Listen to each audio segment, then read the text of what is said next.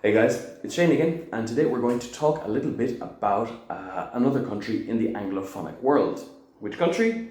New Zealand. Now, it's a country that neighbours Australia. By neighbours, I mean it's the closest other major landmass to New Zealand, because it sits basically bang in the middle of the Pacific Ocean.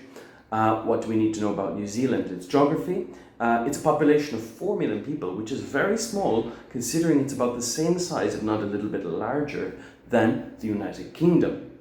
Now, it's got two main islands, the North and the South Island. Most of the cities are in the north, including its capital, Wellington. The largest city is Auckland, and you might have heard of other ones like Christchurch and so on. There's 3 official languages. We've got to talk about our languages. English, Maori, which is the language of the native people of New Zealand, the Maori people, and sign language. Let's think about other things. Now, the distribution, you could say is about 70% European, 15% Maori, 10% Asian more or less, and about 7% of the Pacific peoples, which are people from Fiji, Tonga, Samoa, and so on. Interestingly, New Zealand has 2 national anthems. God Save the Queen, because it's part of the British Commonwealth, and God Defend New Zealand, which might be a little bit more Republican and universal. All right? Now, New Zealanders might call themselves NZers, which is the N and the Z, which represents the initials of the country, or you might refer to them as Kiwis. Kiwi, like the fruit. Strange. No, in fact, it's not the fruit at all that they refer to themselves as Kiwis. It's because of a small flightless bird that is quite unique to New Zealand called the kiwi. It kind of looks like the fruit. It's small, brown and fluffy. It's flightless and it's got a very long beak. And it's just one of those endeared animals. People love it. Also, if you're thinking about kiwi, the kiwi is also the international reference for the New Zealand dollar as well in international markets. What other things we need to know about New Zealand? Well, one of the most famous things about New Zealand in the modern era is its association with Tolkien. Now, Tolkien is the writer who wrote The Lord of the Rings and The Hobbit. So, some things about that. Every scene except one in the entire Lord of the Rings series was shot in New Zealand.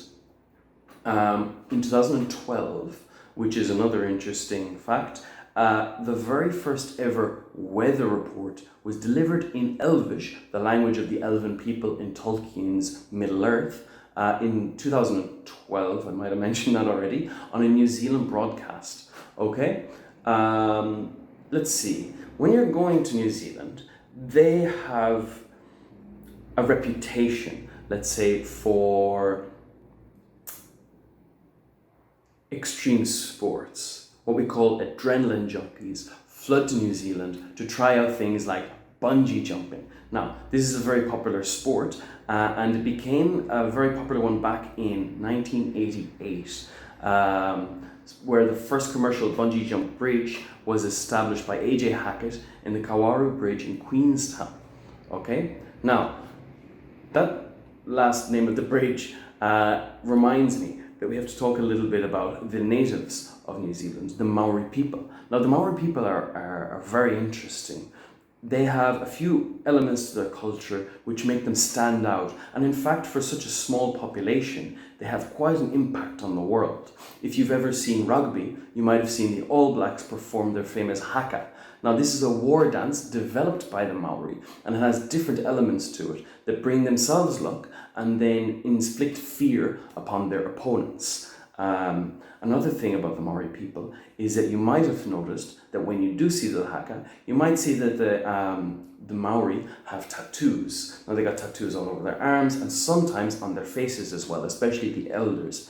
Each Maori tattoo is different because it's unique to that person and their story. Okay? Tamoko, which is, I hope I pronounced that correctly, is traditional art of tattooing in the Maori culture. Like I said, they're unique on each individual because they show the person's genealogy, knowledge, and social status within their tribe, or as the Maori might call it, their iwi. Alright, I think I've given you guys enough to digest about New Zealand. Stay tuned, and next week we'll be back with another video. Take care of yourselves, have a lovely day, stay safe.